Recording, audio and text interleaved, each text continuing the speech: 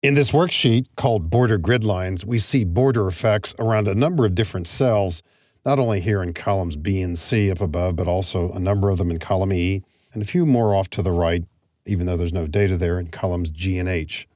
Applying borders is easy. Suppose we would like to apply borders just for these cells right here.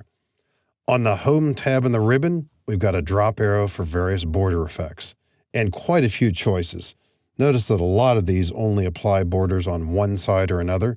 Here's one for all borders, putting borders around all cells. Here's a thick box border just for the perimeter.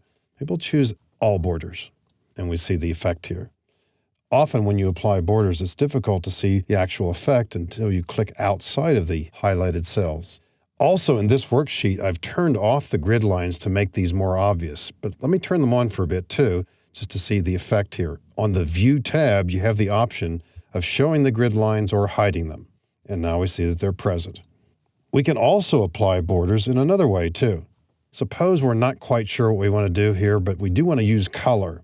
And this standard feature here that we used on the Home tab for applying border features doesn't at first give us that option.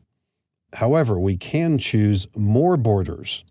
And that brings us to the Format Cells dialog box on the Border tab. Now, not necessarily at first, but you might want to first pick a color. So go here. And again, with light backgrounds, dark colors tend to work best. Maybe you want to use this dark blue right here. Then maybe decide on which style you want. There are quite a few choices here. Here's a thick one, here's a dashed one that way. Then, using the icons that we see on the perimeter here, as well as these up above, we can get a preview of what we're about to do. We might want an outline. We might want these on the inside as well. Maybe we don't want them on the inside. We can simply click these lines to get rid of them. That would just provide a perimeter. We can click inside again and bring them back. Now, you could even take off sides. That probably wouldn't make a lot of sense, simply by clicking here. So you've got lots of choices. You can even put in diagonals. I think you probably wouldn't want that. And other features here as well. So we're about to apply this color here, this blue-green dashed border around those cells. Clicking outside again reveals this a little better than before. If you don't have the need to use unusual combinations or unusual color styles and line styles, you can simply select cells.